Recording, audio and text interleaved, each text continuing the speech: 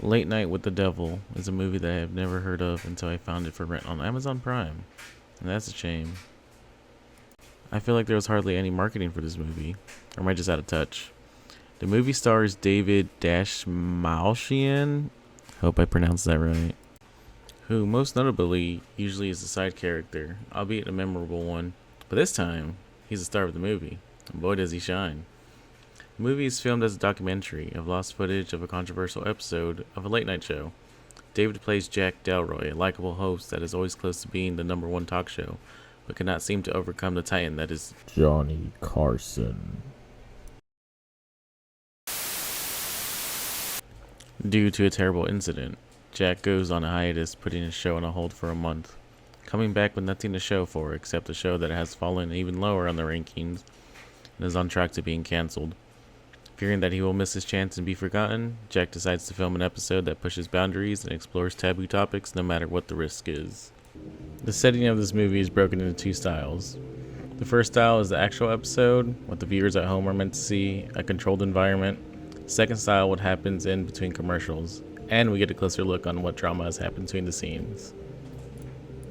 The first style is filmed exactly how a late night show is filmed, with Jack directing conversation and sprinkling in his humor and charisma, while the second style shows a more realistic version of Jack, which is a guy at the end of the rope going against everyone and his better judgment on continuing the cursed episode.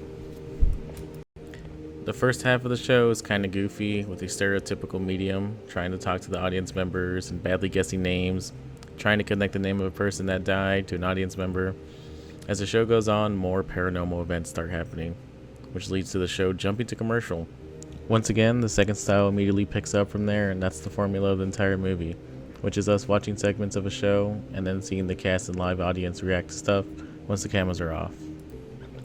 About the time we reach the final guest, the movie really leans into the paranormal, with the guest staging a possession.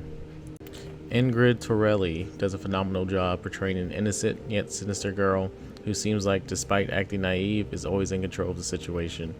The hypnotizing scene is also shot very well, completely differs from the rest of the movie.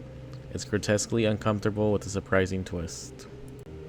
Towards the end of the movie, we experience some terrible CGI, some reality warping, and at that point, the movie just kind of ends. I felt like it should have been 10 minutes longer to add further context, but I guess I'll just be left with these questions. Rambling aside, what I'm trying to convey in this messy review is that you should watch this movie, and I give it a rating of 3.8 out of 5 pets. Thanks for watching my first review. I know it's pretty messy, but I'm just getting into this. Let me know what you think and what I should review next. Take care. Bye.